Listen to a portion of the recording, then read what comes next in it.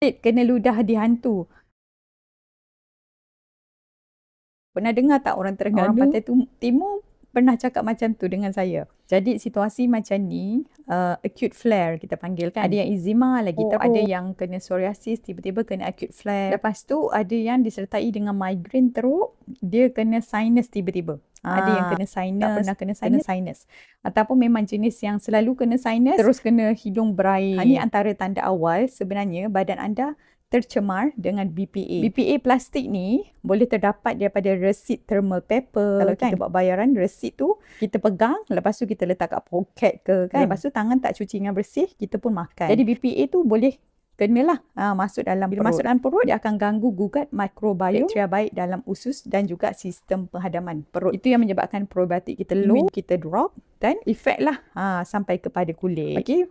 BPA ni boleh jadi juga daripada tengok ada yang share baru-baru ni, dia kata dia goreng pisang goreng, dia letak plastik daripada minyak masak. So bayangkan, sebab nak buatkan pisang goreng tu rangup, tu memang lagi dahsyat lah. BPA tu kesan bila kena haba, dia tukar terus jadi bahan kimia polietilen dalam badan kita. Benda ni kalau kita nak elak, takkan kita nak boykot orang jual pisang goreng. Tak semua orang jual pisang goreng tak jujur macam ni. So kalau siapa yang jual pisang goreng, jual goreng-gorengan yang jujur, cuba komen kat bawah, support anda. Okay.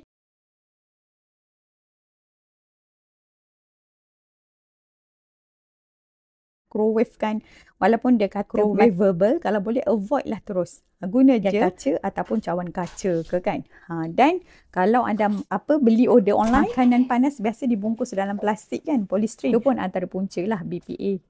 Dalam cawan kertas. Kita nak avoid kertas tu cepat rosak bila kena air, letak plastik dalam tu. BPA pun banyak terdapat dalam makanan dalam tin. Contohnya macam sardin dalam tin. So siapa yang kuat makan lauk-lauk yang berasaskan dalam tin ni, biasanya dia senang risiko untuk long term effect dia pada fibroid, rahim endometriosis, adenomyosis. Sebab BPA dia akan mimik kepada estrogen dan dia memang akan disrupt hormon kita. Jadi kalau anda dah start ada masalah rahim, kena pertimbangkan dari mana puncanya. Dan siapa yang ada masalah kulit, punca tak diketahui sebelum anda cocok steroid ke, baik anda avoid dulu, stop dulu punca-punca dia. Barulah mudah untuk anda tackle.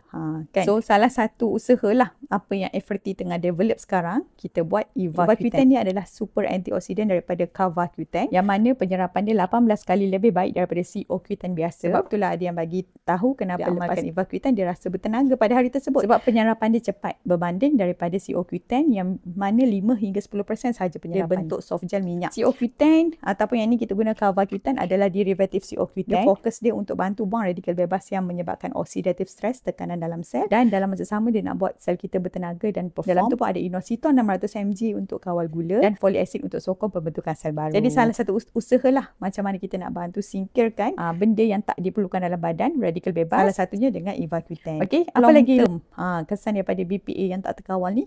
Boleh jadi ke kanser. Itu yang kita risaulah. Kanser pada payudara, kanser pada rahim. So simptom awal kita tercemar dengan BPA tadi, boleh jadi gatal-gatal pada kulit,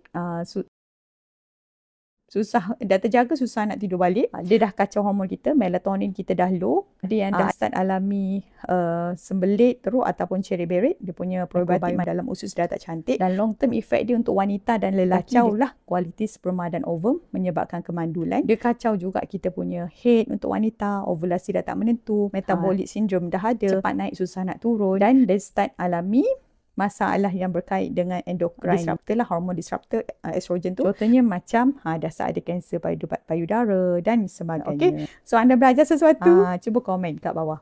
Okay. Di samping tu kalau nak amalkan Evacuitan, anda boleh amalkan. Yang ni saya letak juga dekat beg kuning. Siapa yang nak, sebab ni pun selalu ramai orang repeat order dan selalu sold out. Boleh hadiahkan untuk mak ayah juga dan yang tercinta, nak jaga kualiti sel daripada sekarang.